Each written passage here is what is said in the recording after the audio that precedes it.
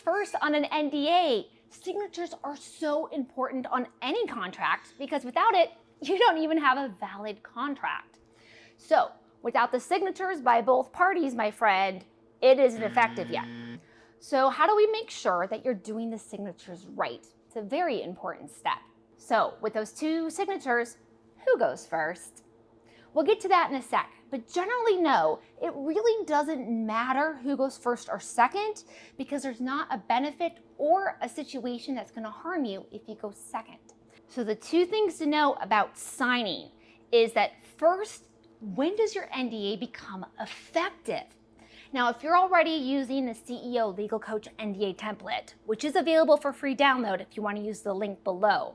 Now that template has an effective date set in it, which means it doesn't matter when the parties sign. So long as both of them do, it will have that effective date.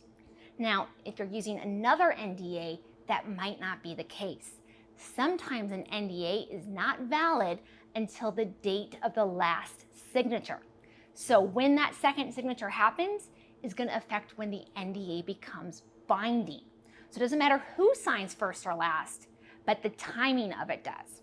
So you may want to factor that in when you decide who signs first or second, because if you need this thing signed ASAP and one party is going on vacation, it may have a big stall.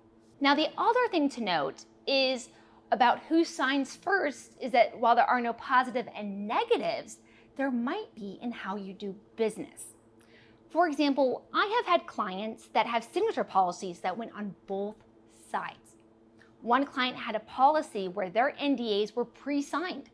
That means there was already an electronic signature on it when they sent the template to the other side. So that way, all the other side had to do was sign, and voila, active legal document. Really cool, right? Really super fast. Now, flip that to the other side.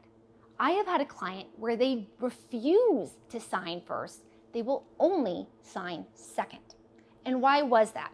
They had a client base that was notorious for redlining things.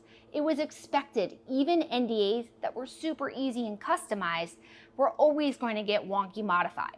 So they didn't accidentally want their signature on a change. Now, while there is a legal procedure to go through to accept changes, they didn't want it to accidentally have something they didn't know about on a signed document. So they would not sign anything until the other party had accepted the terms exactly the way they were.